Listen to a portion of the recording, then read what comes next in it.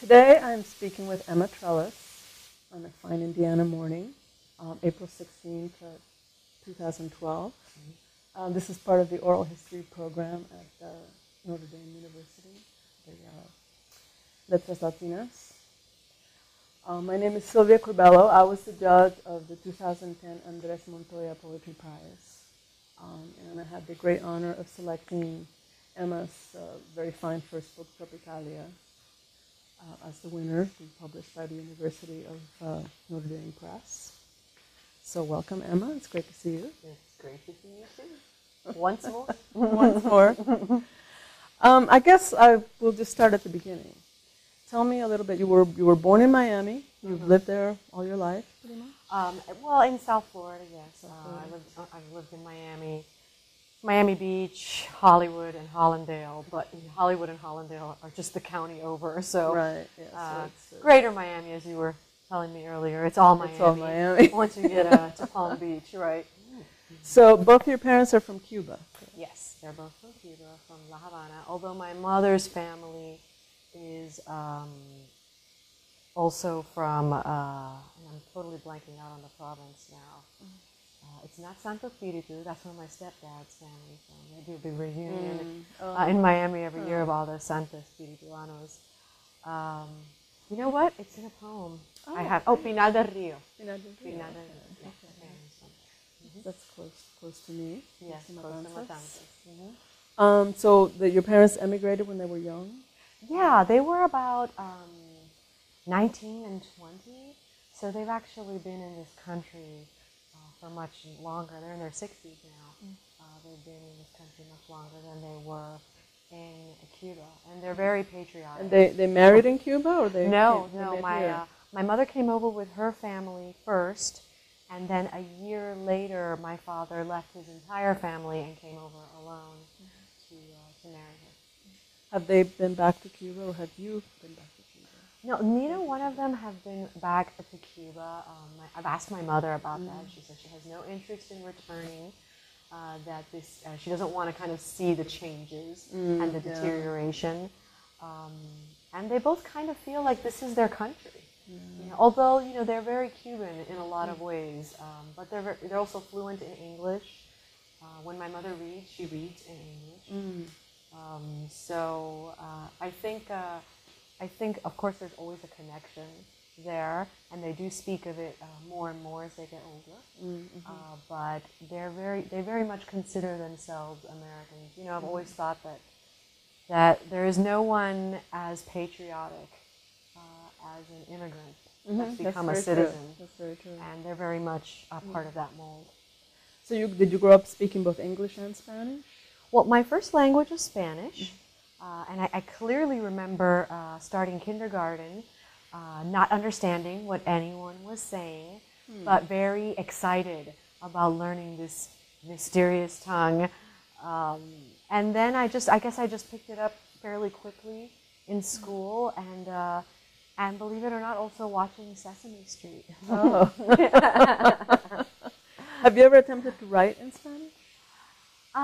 No, I feel like I don't have the kind of vocabulary at hand that I have in English in Spanish, although that's not necessarily a drawback, but I just feel like my linguistic skills are much more proficient in English, although I do speak Spanish, and I do have Spanish in some of my poems. That makes sense, because I've written some in Spanish, but because I've done 80% or more of my reading in English, I just feel like I'm much more fluid, and it feels like I'm trying when I'm writing in Spanish. It's like, you're not listening to the poem, you're forcing something onto the page. One thing that I'm actually interested in, and I think this is my way of sort of easing a little more into the Spanish language, is I've talked a little bit with poet Dan Vera in D.C.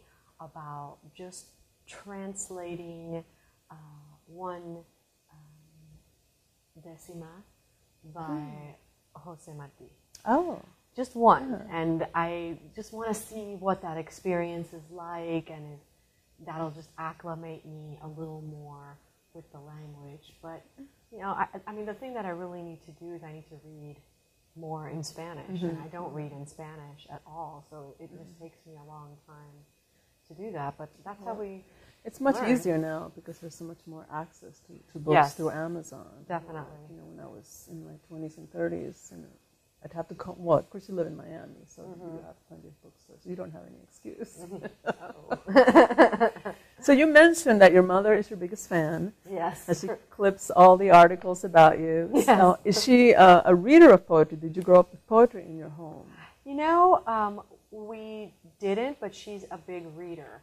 And books were very much a part of our lives, all four of our lives, my brother and my father and my mother, particularly when we were growing up.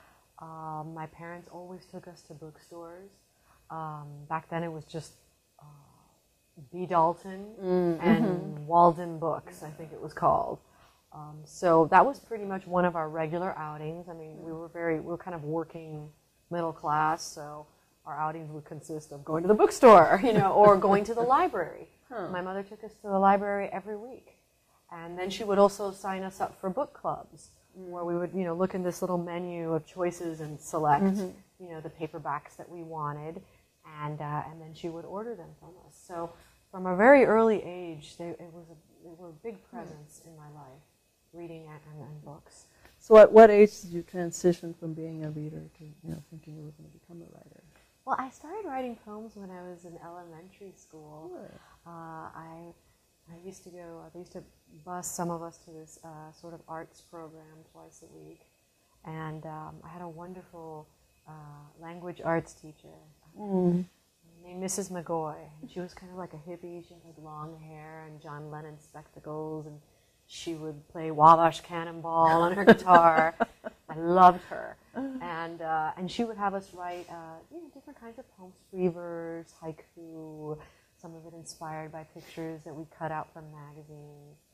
And so I kept on writing poems, and then in elementary school we had a project that we had to write a book and actually physically sew together a book ourselves, and I wrote a book of poems for my project. And I called it From Me to You. Oh. And I covered it with some like coffee mocha colored fabric that my mother had around the house, and pasted little letters on it. And so I did, and then, you know, I probably wrote an occasional horrible adolescent poem, but I didn't really start writing poems in a more concentrated way until I was in my 20s, when I started taking undergraduate workshops after already having received my bachelor's in finance and international business. Really? Yes. Oh, yes, wow. which I despised.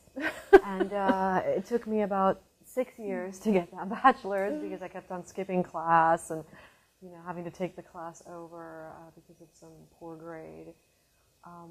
But I started realizing that I didn't want to work in business, and the reason that I was so unhappy studying that is because it was just not the way my brain worked. Yeah.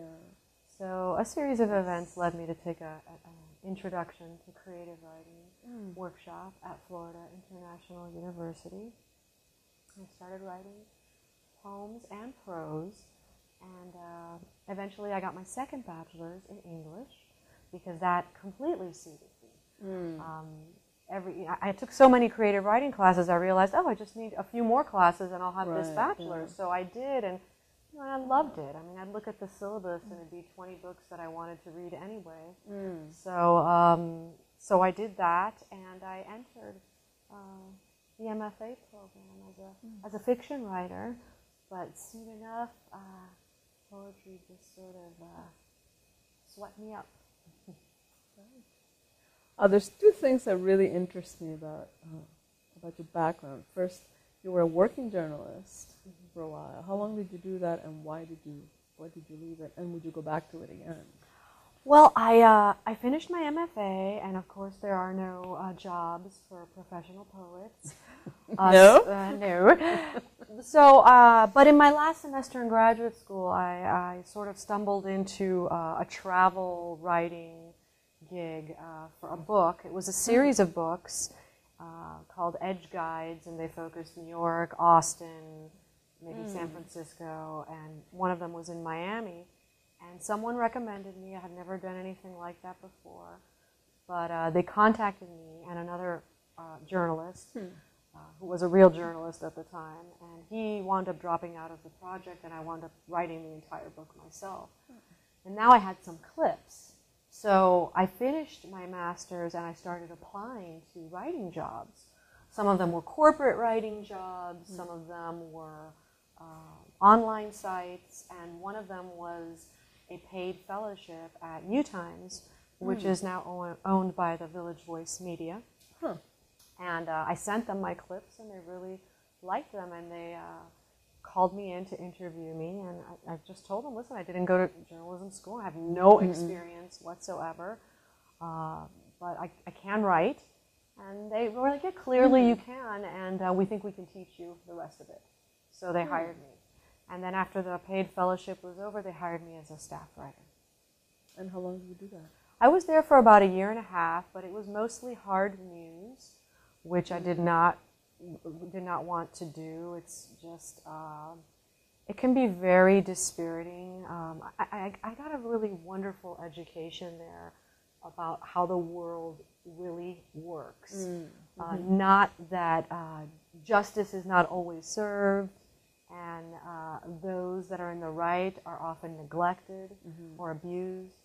And it's important work, but it's not what I wanted the focus of my life to be on. Wow. So I applied for another staff writer job at an arts and entertainment weekly called Street, run by the Miami Herald. And I was there for about 3 years. Then I went off on my own as a freelancer. And after a while, I was hired as the art critic at the Sun Sentinel, a Tribune paper. And I was there for 3 years.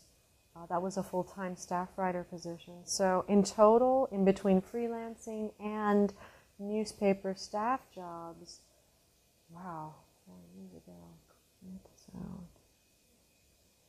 maybe 10 years? Wow. A decade. And why did you finally do that?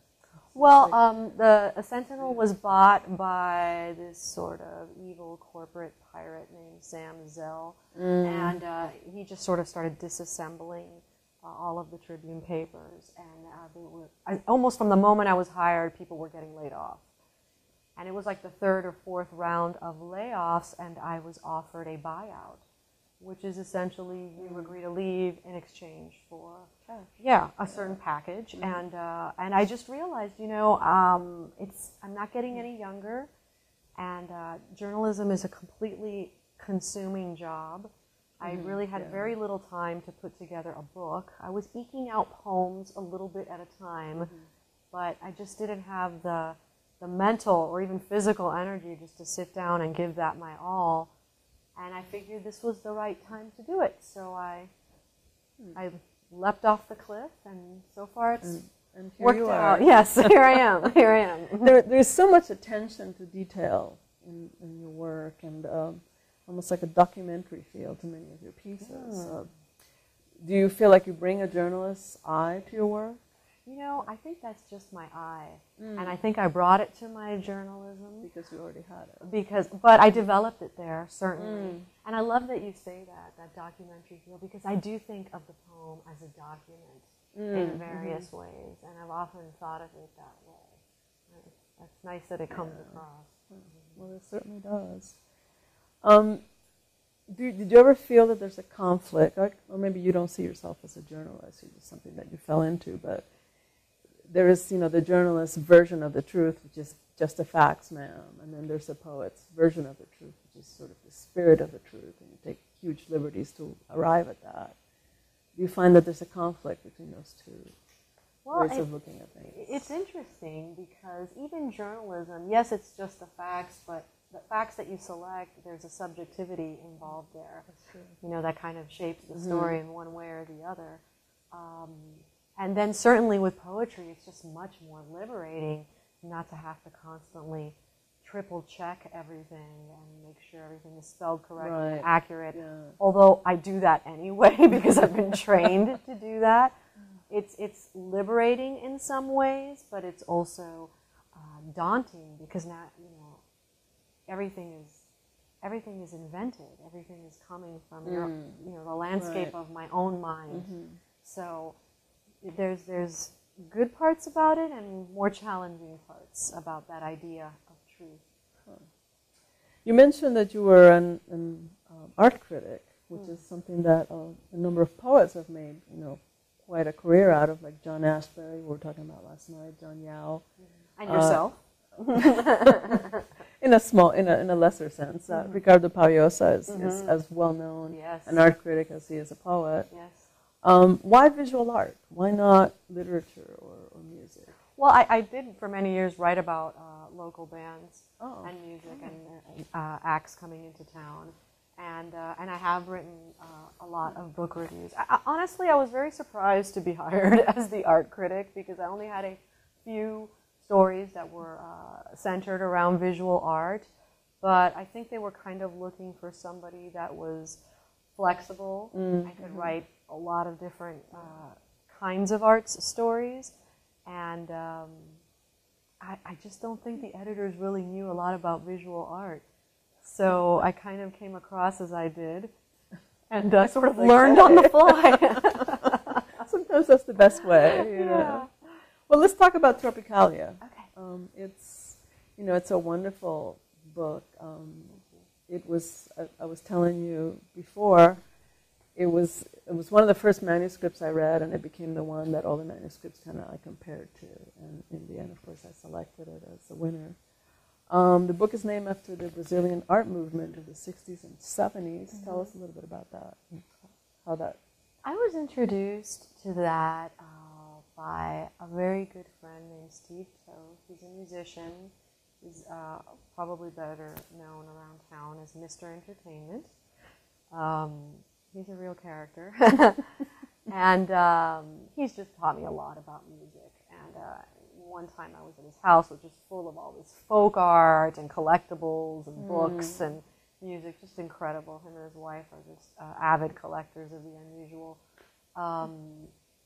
He had a CD that he lent me by Caetano Veloso called Sunday, and it was just this dreamy, liquid bossa nova. And then I started investigating a little more about who he was and how he connected to that movement. And so I didn't have a title for the book for a long time, and I had some other working titles. I don't even remember what they were now. I think Sugarland was one of them because there's such a sugar industry in Florida and for other reasons. But one day I started thinking about the tropics and how much of my book is centered around all aspects of living in Florida, not just the natural environments, but the urban environments as well. So I just figured it really worked. I think of the book as a mashup of sorts. There's music, there's art, there's the greenery of South Florida, this persistent sort of wilderness. But there's a lot of city living in there too. And the movement in Brazil was also a kind of mashup of different art and socio-political ideas. So I just figured it worked. It was the right one. And as soon as I thought it, I just kind of felt that click inside. And I knew that I had selected the right title.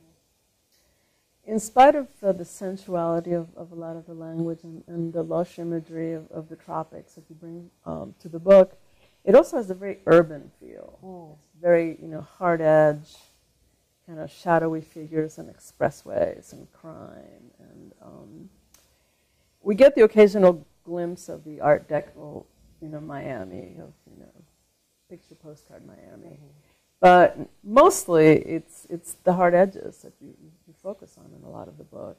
And from some of the descriptions, it could be New York City, it could be D.C., it could be Detroit, it could even be Rio. But it's not, it's Miami. And it's very apparent from the outset. I mean, I knew by the third poem that this book was set in Miami. What is it that you think makes Miami so distinctive and so recognizable? I think it's the convergence of this sort of indefatigable wildlife. And not just actual creatures, but the flora and the fauna. And the people. It just won't be stopped. I mean, it's so overly developed and so crowded in ways. I was talking to you how Dade County, where Miami resides, is 2.5 million people. Yeah. That's even an older census. I mean, that's just incredibly condensed. But despite all of that, there are abundant waterways, egrets and ibis and hawks and hummingbirds and hibiscus and sable palms and foxes, and they just sort of coexist alongside this grit.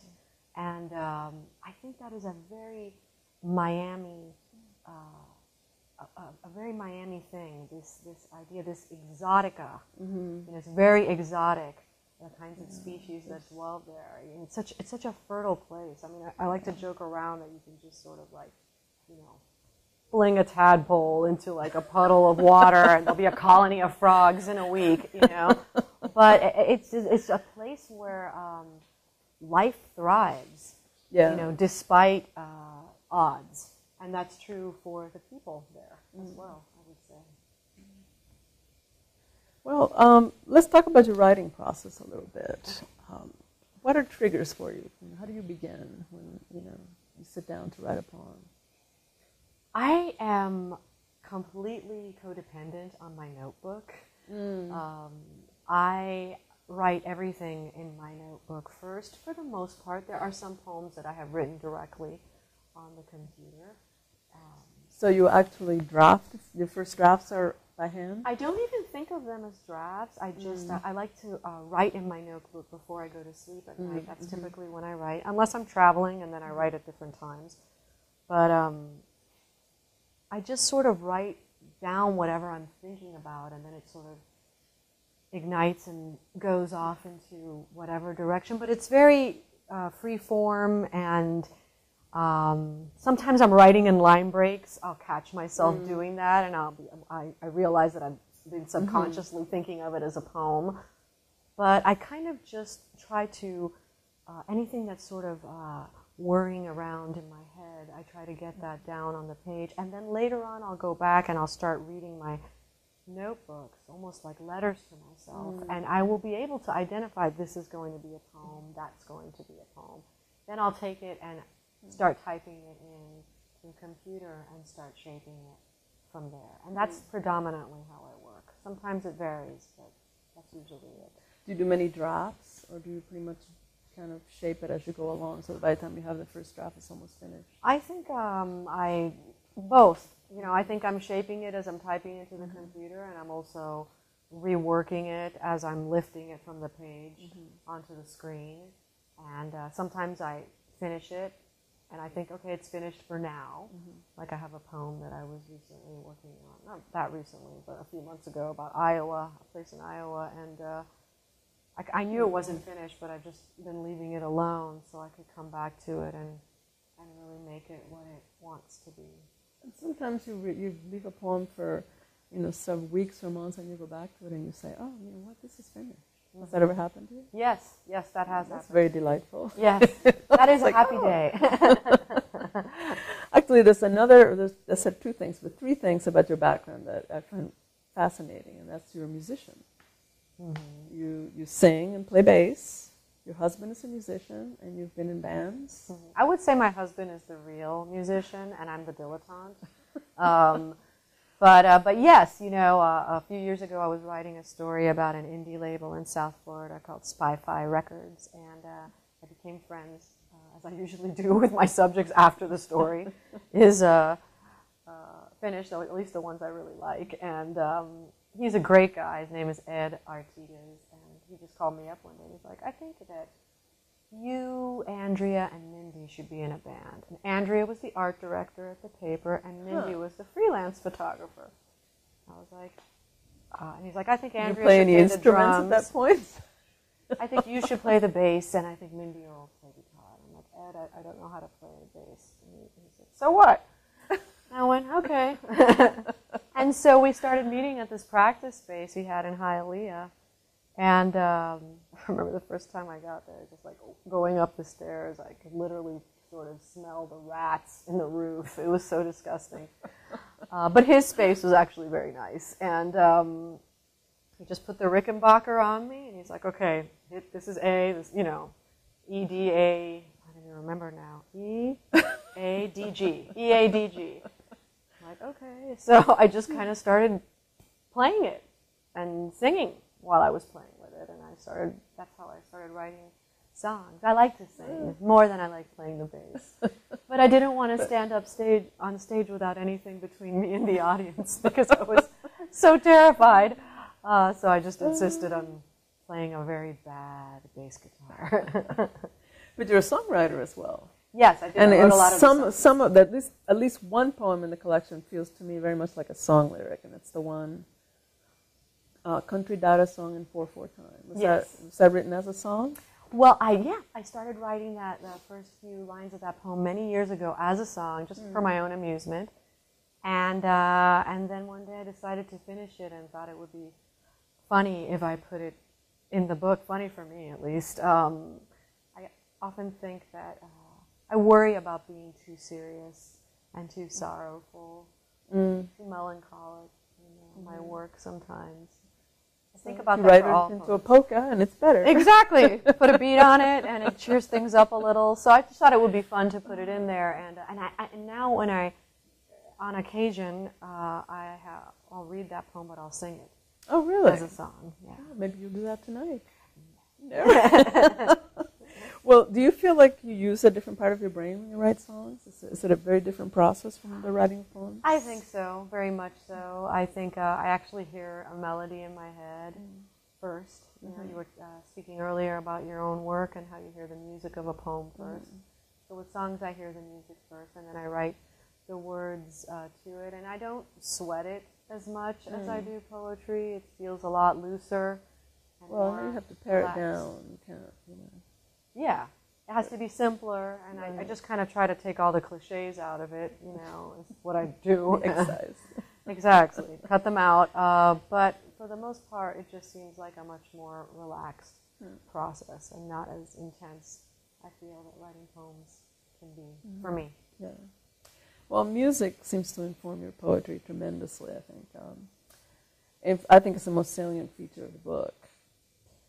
But I feel if there's a soundtrack to all these poems, it is not Brazilian jazz. It's more like loud, searing rock guitar, you know, kind of dissonant and harsh, maybe even punk music. Yeah.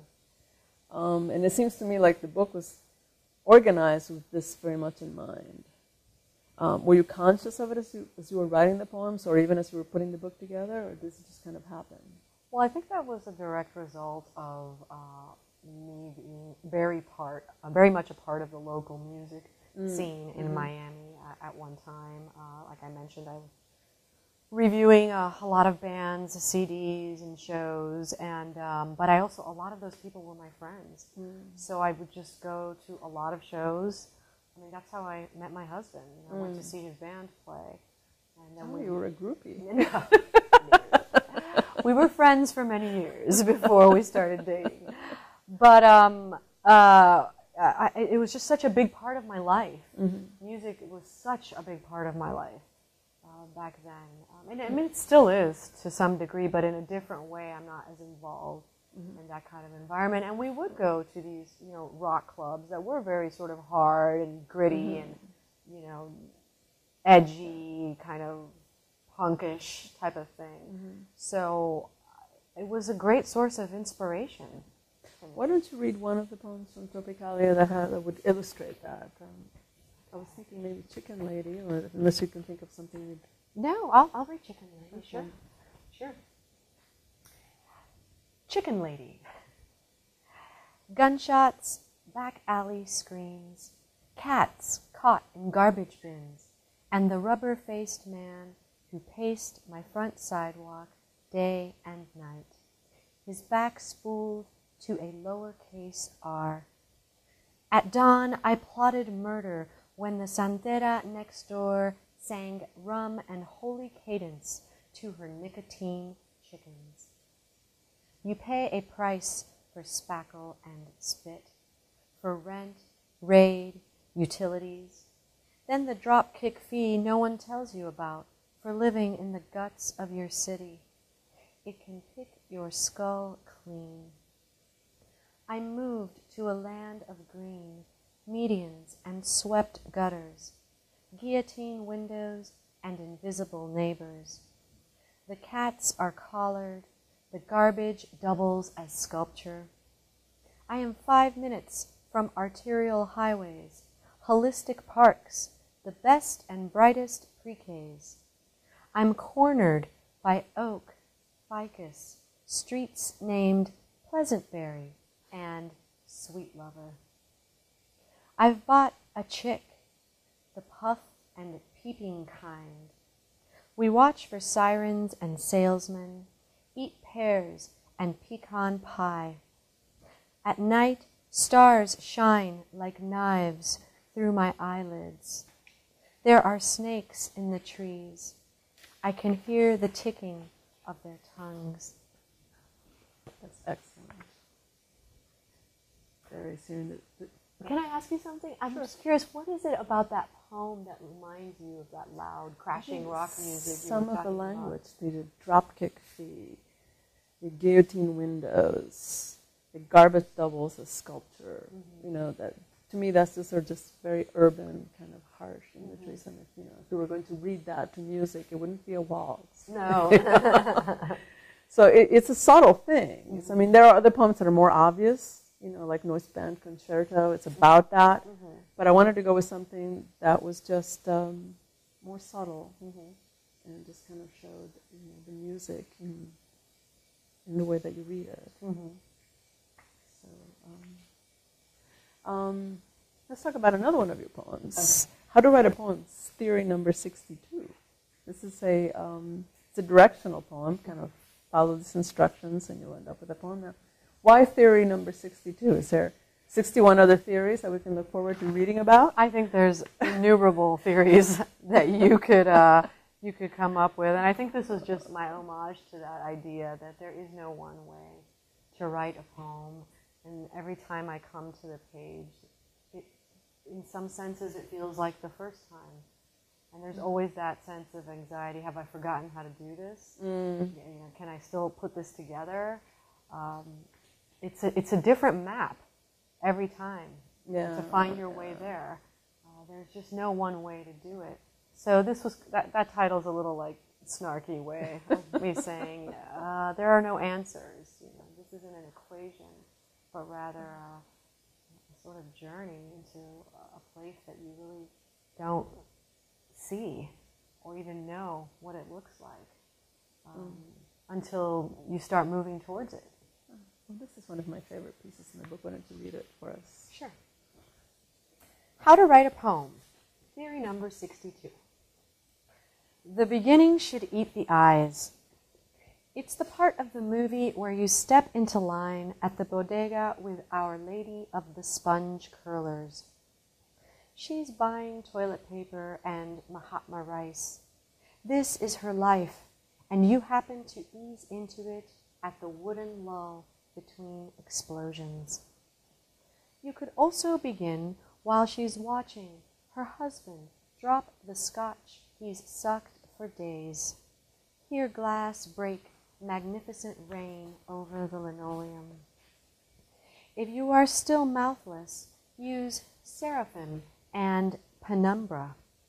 Both will drape the frame in velvet, pearl the hems with high art, and smart girl words that hide, God, please, God, don't let me flinch, fail, fall into the dark. A mention of Babel or blackberries wouldn't hurt either. The question of where to snap the line at its finest edge can freeze the brain with dread. The blade must be sharp enough to have the moon and the dark clutter of sky. Ignore this for the moment. There is nothing left except the flutter of wings beneath the stabbing. A woman before the stove, stirring rice and wishing death. The river outside her window, how it glosses after rain, not like mirrors or a polished lens, simply water falling dark. I think those commas make the poem, that pause in between the words. That this is a great piece. The beginning should eat the eyes. That's one of those seminal lines, the kind of lines that people will remember 20 years from now. She's the one that wrote that line. I hadn't thought of it that way, but it's nice to hear. Well, the thing about it is, it's almost shock value, and it builds, it presents a tremendous tension right at the outset, and the reader doesn't know whether to laugh or to be horrified. And then, then there's humor, which, I love the combination of the humor and the pathos in the poem. Our Lady of the Sponge Curlers. We've all stood behind her at the bodega at some point or another. Well, it was great to hear you read the poem. So there's nothing I love more than to hear a poet read their own work. Me too. So, what are you working on now? What is next? What is next? I've finished one poem for the next book, and I have page one. Page one, yes. Many more to go, but and then I have, as I mentioned, assorted drafts of something in my notebooks and in my computer that I really need to sit down and hammer out. And I'm thinking about just working part-time this summer, or even less, so I can really focus on doing that, because I'm freelancing, I'm adjuncting, I work at a writing center at another university, so it's just a lot of hats. A lot of hats, and like you, I have my family and my friends and my home, and those parts of my life are very important to me, as important as poetry. So I don't want to neglect them. So sometimes, I think you have to or I've had to give up some of the more creature comforts that come along with a regular job in order to really be productive. Any plans to write a book of prose? With your journalism background, yes, it seems logical. Very much so. I've written a couple of essays, a few essays over the years here and there, and one was actually published in Gulfstream and then was picked up by the Best of the Net. And I think of that as sort of the beginning of that collection. But that is very much something I want to do. And, maybe I'll wind up finishing that before the next book of poems. I don't know yet what's going to happen. I read this great quote by Doctorow, E.L. Doctorow, fiction writer. And he says that writing a novel, but I think this is true of all writing, is like driving a car on the highway at night. You can only see as far as your headlights go, but that's enough to take you the whole way there. And I always think about that. Unless, of course, the lights go out. Yeah, well, no, I don't want to think about that part. But I always think about that. When I feel frustrated or anxious that I'm not moving along as far, or I don't know what's coming up, or what shape is this going to take? And I always just kind of remind myself, just 1 inch at a time, as a friend told me once. Sometimes you just got to ride the wave and see where it takes you. Definitely. Who are you reading now? I'm rereading your book, The Secret History of Water. I read yours too. And I just finished Slow Lightning by Eduardo Corral, which is just great. He's one of those writers that you were talking about, how you sort of read outside your comfort zone. I really enjoyed that experience of reading his work. It's surreal. It's got little touches of narrative, but it's just very sort of imaginative, imagistic. And then in the wings, I have waiting Larry Levis, Winter Stars, Yes, which I already sneaked a peek at the first poem, which is amazing. And I'm also reading a book of essays co-edited in part by Blas Falconer, called The Other Latino. It's all about personal essays from different Latino writers all over the country about how they perceive themselves and what part, if any, their culture takes in their creative work and in their personal lives. It's very interesting. I actually plan on interviewing him soon, and possibly writing a little post for a blog. Well, in closing, I would like to hear one more of your poems, if that's okay. I wanted to, because we've been talking about the hard edges, and the book is actually very balanced. There are some beautiful love poems, there's some nature poems, and there are poems that show kind of a kinder, gentler Miami as well. And so I'd like for you to read one of these, which is actually one of the loveliest poems in the book, in an alcove between the beacon and the Avalon.